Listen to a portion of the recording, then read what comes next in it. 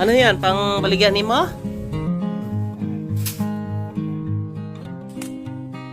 Samahan nyo lang po kami hanggang na makarating kami doon sa bahay po ni Tatay Manuel. Kamusta kaya ang senior citizen? Ang daan po dito, oh. Bato-bato. Yeah. Ayan.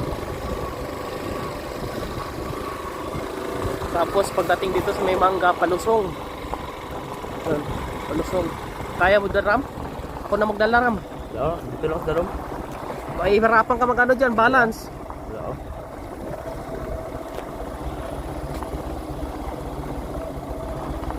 Yeah.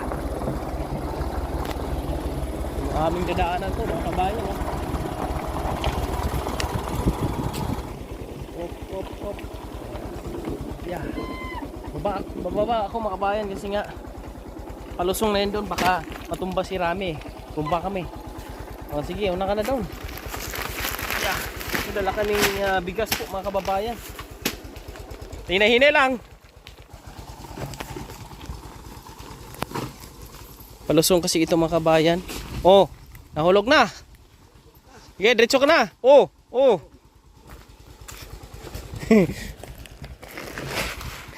Yeah.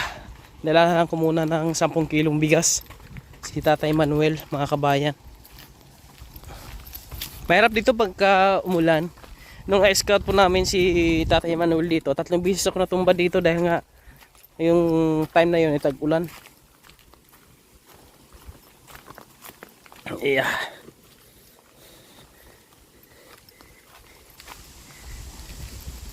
Grabe mga halaman dito. Tuyong-tuyo na. Dahil sa tag-init po mga kabayan. Kamusta na kay Tatay Manuel? Napaka-colorful talaga ng kanyang bahay. At may binilad siya, yung radyo niya. Ganda ng bahay niya talaga, oh. Tagbalay! May tao da. Tay Manuel. Kamusta? Kamusta po? Sarap ng tulog mo dyan. Kamusta? Kamusta ang buhay mo dito? Kamusta? Man. Ayos lang? Umahaba na yung mga bigote, oh. Nagbabakal ko breed ka pan. Diyan. Okay naman buhay mo rito? Ayos lang? Oh. May dala akong bugas, Ram.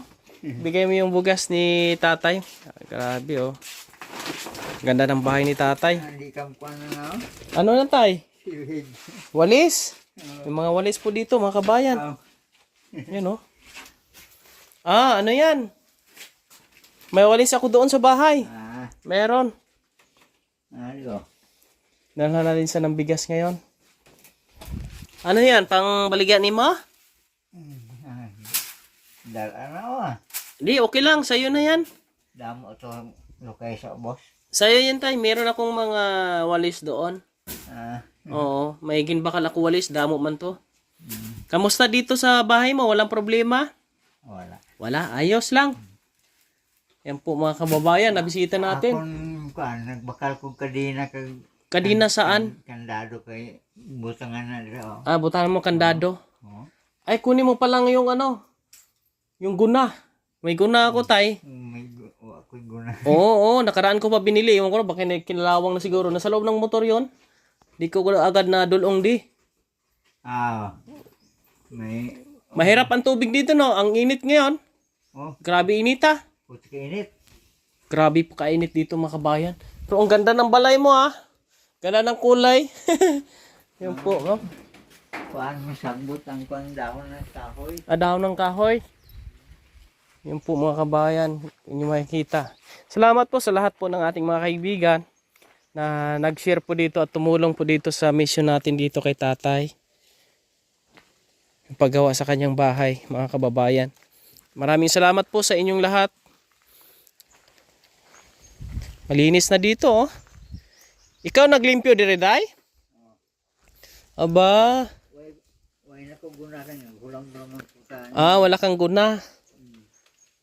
Pa. Mga linilisan niya dito mga kabayan, oh. Amo na. Ano yan? Kunin mo na. Kunin mo. Bigay mo kay tatay. Para meron siyang, yan. Okay, bigay mo sa kanya. May ano na sa, yung pangsugsod mga kabayan. Pangguna. Ayan tay, pangguna. Buksan mo. Imo na lang na ano. Nami yan, maganda yan. Para meron kang pangguna. Na ano, sa kalawang siguro. Kaya matagal na yan sa motor ko. Ayan po. Ayan yung pangsudsod na gusto niya mga kabayan. Ayan, salamat po no, sa inyong lahat mga kababayan. Sa mga sumusuporta dito sa paggawa ng mission dito kay tatay sa kanyang bahay. Kay Ate Rosalinda Hubero, Ate Balchura Natividad. Ganon din po kay Ate Lynn Castor at kay Ate Emil Labayane. Kay Ate Minda Lacso, kay Ate Imelda Agawin. Ganon din po kay Ate Ami at kay Ate Jinjin. Maraming salamat po sa inyong lahat. At wala namang problema dito. At okay si Tatay Manuel dito, mga kababayan. Ikaw lang isa dito, tay? Si Toto gali din. Bisan din na siya makadto. Biskan saan na sa natutulog? May sa mga bunga. May... Okay. Imo ano? Itago mo na imo bugas. Dito ko. Oo. Po mga kabayan, no? At masaya tayo na okay na po yung kalagayan ni Tatay Manuel. Walang problema. At masaya siya dito mga kababayan. Maayos yung kanyang kalagayan. Maganda yung bahay po niya mga kababayan, no? Colorful at maaliwalas. Di tulad nun dati doon sa baba na nasa ano siya, no? Nasa isang barong-barong na walang dingding, na walang bubong.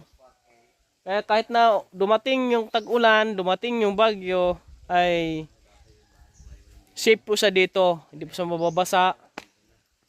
Hindi po siya maulanan po mga kabayan at hindi po siya may initan. Makapagpahinga po siya sa tulad nito, araw. Sobrang init. Malamig po sa loob, hindi po mainit. Kaya maganda. Kaya maraming salamat po sa inyong lahat. Yan lang po ang update natin ngayon. Binisita natin si tatay. God bless. And mabuhay po kayong lahat po mga kababayan. Shoutout kila Kuya Bal Santos Matubang sa lahat po ng ating mga kaibigan. Shoutout po sa inyong lahat. Please subscribe my YouTube channel and follow my page for more updates.